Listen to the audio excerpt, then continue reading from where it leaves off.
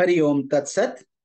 ज्ञान भक्ति चैनल में आपको स्वामी निखिलानंद का प्यार भरा स्वागत है। इस सत्संग के माध्यम से हम ज्ञान, भक्ति और सनातन धर्म का प्रसाद प्राप्त करते हैं। यदि आपने हमारे चैनल को सब्सक्राइब नहीं किया है तो कृपया अभी सब्सक्राइब कर लीजिए। हमारा दंडवत प्रणाम है ब्रह्मांडीय ईश्वरीय शक्ति को, हमारे पूजनीय गुरुदेव श्री स्वामी ज्योतिर्मयानंद जी महाराज को, सब संतों और शास्त्रों को और आप सब में विद्यमान परमेश्वर को। आज के सत्संग में हम गीता प्रेस गोरखपुर द्वारा प्रकाशित पद्म पुराण के श्रीमद् भगवद गीता के पहले अध्याय का महात्म्य श्रवण करेंगे और इसी प्रकार हम पूरे 18 अध्याय, गीता के पूरे 18 अध्यायों का हर रोज श्रवण करेंगे। तो कृपया चैनल को सब्सक्राइब कर लीजिए ताकि आप भी ये पुण्य प्राप्त कर सकें। तो पहला अध्याय, श्रीमद् भगवद गीता के पहले अध्याय का महात्म्य। श्री पार्वती जी ने कहा, भगवान आप सब तत्वों के ज्ञाता हैं। आपकी कृपा से मुझे श्री विष्णु संबंधी नाना प्रकार के धर्म सुनने को मिले जो समस्त लोक का उद्धार करने वाले हैं। देवेश, अब मैं गीता का महात्म्य सुनना चाहती हूँ जिसका श्रवण करने से श्री हरि में भक्ति बढ़ती है।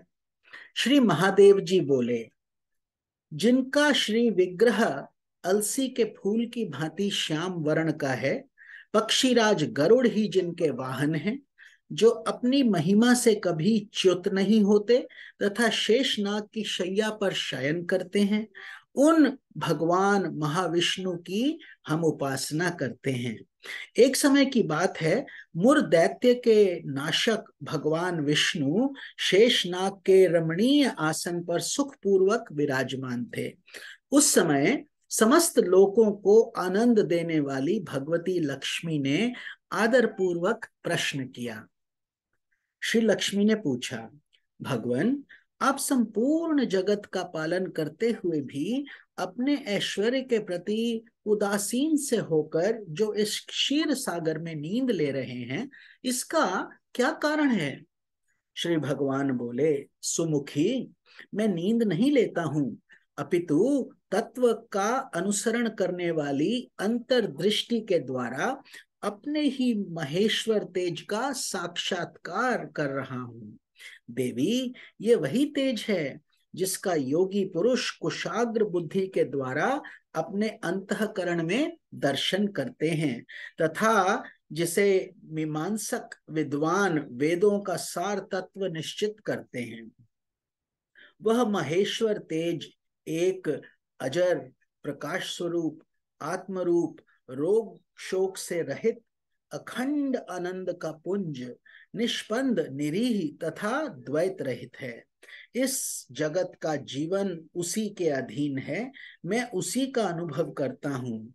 देवेश्वरी, यही कारण है कि मैं तुम्हें नींद लेता सा प्रतीत हो रहा हूँ। श्री लक्ष्मी जी ने कहा, ऋषिकेश, आप ही योगी पुरुषों के ध्येय हैं। आपके अतिरिक्त भी कोई ध्यान करने योग्य तत्व है, ये जानकर मुझे बड़ा कौतूहल हो रहा है। इस चराचर जगत की सृष्टि और संहार करने वाले स्वयं आप ही हैं। आप सर्वसमर्थ हैं। इस प्रकार की स्थिति में होकर भी यदि आप उस परम तत्व से भिन्न हैं तो मुझे उसका बोध कराइए। श्री भगवान बोले, प्रिय, आत्मा का स्वरूप द्वैत और अद्वैत से पृथक, भाव और भाव से मुक्त तथा आदि और अंत से रहित है। शुद्ध ज्ञान के प्रकाश से उपलब्ध होने वाला तथा परमानंद स्वरूप होने के कारण एकमात्र सुंदर है। यही मेरा ईश्वरीय रूप है। आत्मा का एकत्व ही सबके द्वारा जानने योग्य है। गीता शास्त्र में इसी का प्रतिपादन हुआ है। अमित तेजस्वी भगवान विष्णु के ये वचन सुनकर लक्ष्मी देवी ने शंका उपस्थित करते हुए कहा, भगवान, यदि आपका स्वरूप स्वयं परमानंदमय और मन वाणी की पहुंच के बाहर है तो गीता कैसे उसका बोध कराती है? मेरे इस संदेह का आप निवारण कीजिए। श्री भगवान बोले, सुंदरी सुनो, मैं गीता में अपनी स्थिति का वर्णन करता हूं। क्रमशः 5 अध्यायों को तुम 5 मुख जानो, 10 अध्यायों को 10 भुजाएं समझो, तथा 1 अध्याय को उदर और 2 अध्यायों को दोनों चरण कमल जानो। इस प्रकार ये 18 अध्यायों की वांगमयी ईश्वरीय मूर्ति ही समझनी चाहिए। इस ज्ञान मात्र से ही महान पातकों का नाश हो जाता है। जो उत्तम बुद्धि वाला पुरुष गीता के 1 या आधे अध्याय का अथवा 1 आधे या चौथाई श्लोक का भी प्रतिपादन अभ्यास करता है, वे सुशर्मा के समान मुक्त हो जाता है। श्री लक्ष्मी जी ने पूछा, देव, ये सुशर्मा कौन था? किस जाति का था और किस कारण से उसकी मुक्ति हुई? श्री भगवान बोले, प्रिय, सुशर्मा बड़ी खोटी बुद्धि का मनुष्य था। पापियों का तो वो शिरोमणि ही समझो। उसका जन्म वैदिक ज्ञान से शून्य एवं क्रूरता पूर्ण कर्म करने वाले ब्राह्मणों के कुल में हुआ था।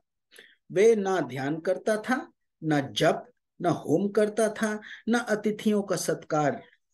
वह लंपट होने के कारण सदा विषयों के सेवन में ही आसक्त रहता था। हल जोतता और पत्ते बेचकर जीविका चलाता था। उसे मदिरा पीने का व्यसन था तथा वह मांस भी खाया करता था। इस प्रकार उसने अपने जीवन का दीर्घ काल व्यतीत कर लिया। एक दिन मूढ़ बुद्धि सुशर्मा पत्ते लाने के लिए किसी ऋषि की वाटिका में घूम रहा था। इसी बीच काल रूपधारी काले सांप ने उसे डस लिया। सुशर्मा की मृत्यु हो गई। तदनंतर वे अनेक नरकों में वहां की यातनाएं भोगकर मर्त्य लोक में लौट आया और यहाँ बोझ ढोने वाला बैल बन गया। उस समय किसी पंगु ने अपने जीवन को आराम से व्यतीत करने के लिए उसे खरीद लिया। बैल ने अपनी पीठ पर पंगु का भार ढोते हुए बड़े कष्ट से 7-8 वर्ष बिताए। एक दिन पंगु ने किसी ऊंचे स्थान पर बहुत देर तक बड़ी तेजी के साथ उस बैल को घुमाया। इससे वह थककर बड़े वेग से पृथ्वी पर गिरा और मूर्छित हो गया। उस समय वहां कौतूहलवश आकृष्ट हो बहुत से लोग एकत्रित हो गए। उस जन समुदाय में किसी पुण्यात्मा व्यक्ति ने उस बैल का कल्याण करने के लिए उसे अपना पुण्य दे दिया। तत्पश्चात कुछ लोगों ने अपने अपने पुण्यों को याद करके उन्हें उसके लिए दान किया।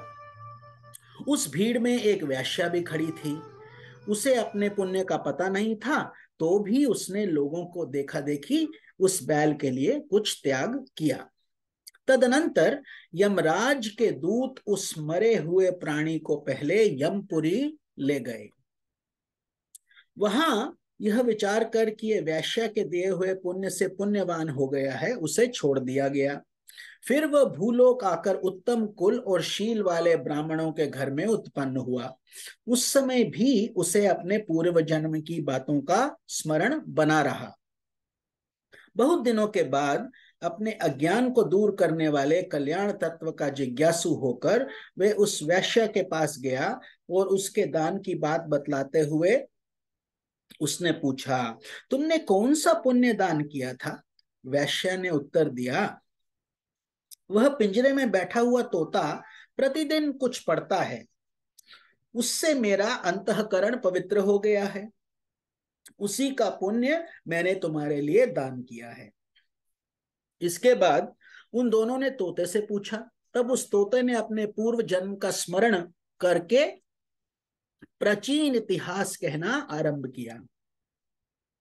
शुक बोला, पूर्व जन्म में मैं विद्वान होकर भी विद्वता के अभिमान से मोहित रहता था।